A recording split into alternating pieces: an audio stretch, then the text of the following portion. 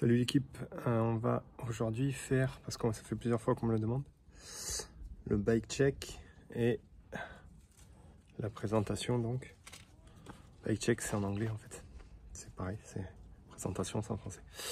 Du vélo sur lequel je roule actuellement, donc à savoir le Commensmal Meta SX V4, c'est bien le V4. Et je vais vous donner aussi mes impressions. Donc il s'agit d'un Commensal Meta SX V4 en brut d'origine, hein, c'est rendu comme ça, il y a plusieurs couleurs sympas qui sont pas mal. C'est un 2022 de mémoire, en taille M. Voilà, pour les grandes lignes c'est ça. Donc c'est un cadre que j'ai acheté en remplacement du Rocky Instinct que j'avais. Et donc sur lequel j'ai remis la majorité de mes composants qui étaient sur le MDE. MDE qui a fini fissuré comme une passoire. Donc globalement on n'est pas sur un montage qui est vendu comme ça d'origine. Donc on va commencer déjà par la taille. Pourquoi un M? Parce que ça correspondait pile poil à la géométrie quasiment de mon MDE que j'avais fait faire sur mesure, donc il me convenait très bien avec un reach court. Comme j'ai un buste court et des jambes longues, je vais plutôt chercher donc des reach courts. On a quand même un tube de selle qui est, vous voyez, qui est quand même haut pour un M. On a des bases en 442, enfin suivant le flip chip en fait, parce qu'il est modifiable ici, donc il y a une position haute et une position basse. Et donc en M il me correspondait super bien, donc ça c'est bien tombé. J'ai trouvé ça sur le Bon Coin à côté de chez moi. J'étais pas parti sur ça, et puis j'ai vu ça, j'ai vu les côtes, j'ai trouvé que c'était bien. Hop, je suis allé le chercher, ça m'a rien coûté du tout. Et c'était donc un bon coup. Pour le poste de pilotage, donc on a un cintre rental avec toujours mes TRP qui me suivent depuis 2020 ou 2021 je pense. Ma potence hop aussi pareil que j'avais sur le MDE, potence hop en 50. La fourche, mais la fourche on va y revenir, donc c'est la Lyric, toujours la Lyric Ultimate en 35. Mon 29 devant que j'avais sur le MDE également. Un pédalier pareil générique que j'avais. Après voilà, transmission neuve, j'ai mis une transmission neuve en dehors. Derrière j'ai récupéré mon moyeu hop que j'avais sur mon MDE en 29 et j'ai monté un cercle DT 533D. Bon, à savoir que le 533D c'est l'entrée de gamme enduro. Donc en 23 interne, donc c'est vraiment des vieilles côtes. C'est un cercle qui est emmanché, qui est pas soudé, donc c'est pas cher, hein. C'est 20 balles le cercle, mais par contre c'est pas résistant. Donc voilà, si vous voulez savoir, partez directement sur un cercle soudé un peu plus large qui tiendra plus longtemps, parce que c'est pas ouf. Au niveau des pneus, bon ça varie pas mal, mais là j'ai un Asgai devant en Exo Plus, ce qui est pas mal parce que ça tient la... Alors ce qui est bien chez Maxxis, c'est qu'ils ont fait de l'Exo Plus avec de la gomme Max Grip, dans la gomme DH. Donc le Exo Plus pour l'avant c'est suffisant en termes de résistance à la crevaison, et l'Exo ça permet d'avoir un pneu léger avec une super gomme. Voilà. Et derrière là j'ai pas encore roulé avec, j'ai mis un... C'est la première fois que j'essaye le Michelin, le Wild Enduro, donc je sais pas trop ce que ça va donner, on va voir. Manivelle en 170. Toujours une One Up componente en 240. À savoir que sur le Commensal c'est du 34,9, donc il a fallu que j'en rachète une. J'ai toujours mon DVO qui me suit pareil, donc sur le cadre d'origine c'est du 62,5, donc ça fait 160 de débattement derrière. Donc là celui-ci il est en 65 de course, donc ça me fait 166 de débattement, sans que ça gêne en rien du tout. Et puis voilà, 170 devant. Donc après, qu'est-ce que je changerais dessus? Éventuellement la fourche. En fait, d'origine, ils sont montés avec des 38. Et c'est pas pour rien, parce qu'en fait, il y a quand même pas mal d'angles devant.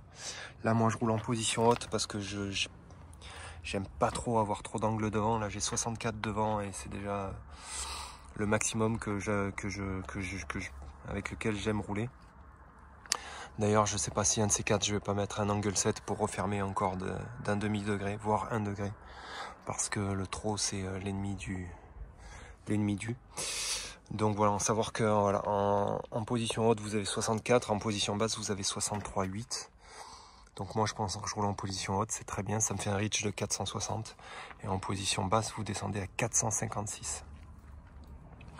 Donc oui, pourquoi une 38? Parce que effectivement, en fait, là, le châssis de la 35, il manque un peu de rigidité.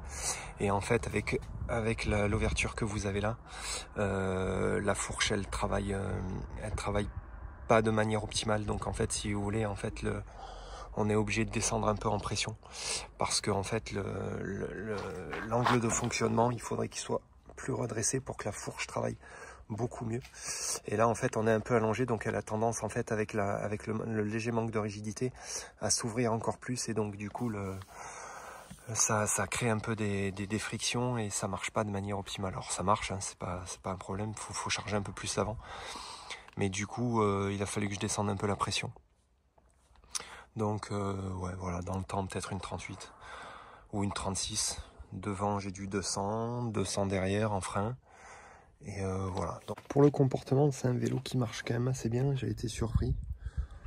Bon là c'est un vélo qui fait encore 17 kg au moins, 17 ou 17 et demi monté avec le ressort comme ça. Bon j'ai pas de mousse dans les pneus, donc ouais peut-être 17.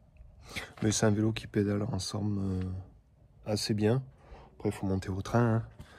En transmission 28 devant et 51 derrière. En lieu et place de mes 30 ou 32 en fait, que je peux plus amener en fait avec mes histoires de cœur là. Ceux qui me suivent le savent. Donc à savoir que donc du coup j'ai mis une transmission beaucoup plus courte, ça me permet justement de moins fatiguer sur le cœur et de pouvoir passer plus facilement les périodes où j'ai mon arythmie en fait.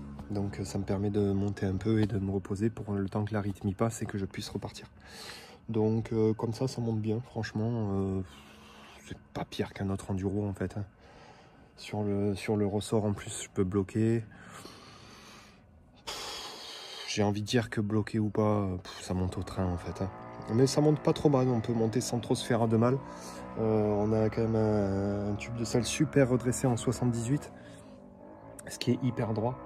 Donc ça monte quand même super bien. Et après en descente ça descend quoi. C'est clair que c'est fait pour ça. C'est fait pour engager, c'est fait pour rouler dans du défoncé. Alors là, en configuration comme ça en M, donc ça reste un vélo qui fait 1250 ou 1253 d'empattement. Donc c'est pas hyper court pour un M. Mais le fait d'avoir du 27 derrière, ça aide quand même déjà au pédalage à la montée. Parce que finalement, ça aide quand même au pédalage. Et en descente, effectivement, c'est quand même pas mal. C'est moins encombrant, ça se place mieux. C'est quand même assez... le mulet, c'est quand même assez... C'est pas mal, franchement, c'est pas mal. Et du coup, ouais, c'est un vélo qui me satisfait assez. On ressent pas du tout le poids qu'il fait. C'est plutôt vif, je trouve, même pour le poids qu'il fait. C'est vraiment quand même une surprise, une bonne surprise. C'est un super bike. Bon, après, je pense qu'aujourd'hui, il n'y a plus vraiment de mauvais vélos.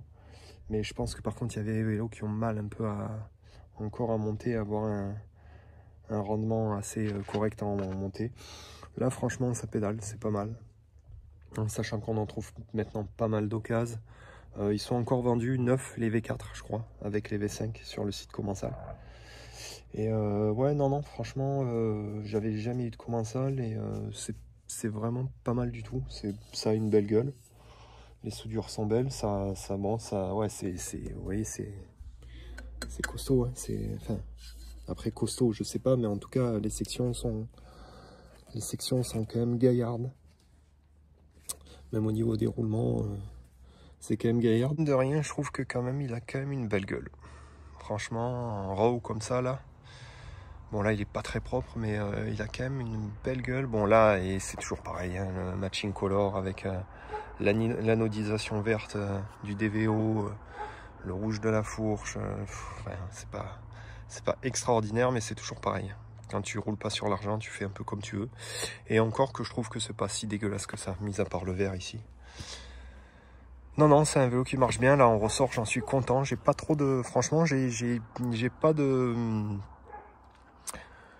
J'ai pas de points négatifs à vous donner. Là, mis à part le fait que, ouais, il faut quand même le faire matcher avec une 38 et pas une 35 ou une 36 peut-être, mais la 35 c'est un peu limite. Alors après c'est toujours pareil, moi je fais habillé, je fais 90, donc si vous faites 15 kg de moins habillé, la 35 marchera très bien. C'est aussi à prendre en compte, c'est le poids que vous faites. Mais voilà, pour des poids un petit peu plus conséquents, je pense que 36 ou 38 ce sera bien. Une ZEB en l'occurrence, je pense que ça peut le faire. Et j'ai pas vraiment de... Franchement, j'ai pas vraiment de points négatifs à vous donner. Il cabre pas en montée, même quand c'est raide. Ça monte partout du moment que tu as un peu les jambes. Ça descend très bien. Franchement, pour moi, c'est que du plus, que du truc. Et en plus, pour le prix que ça m'a coûté, franchement... non, j'ai pas de points négatifs, que du positif. Donc si vous avez des questions particulières, vous me les posez et j'y répondrai. Mais si vous vous demandez, franchement, vous pouvez foncer. C'est vraiment un très très bon bike. Très très bien. Je suis super content. À plus.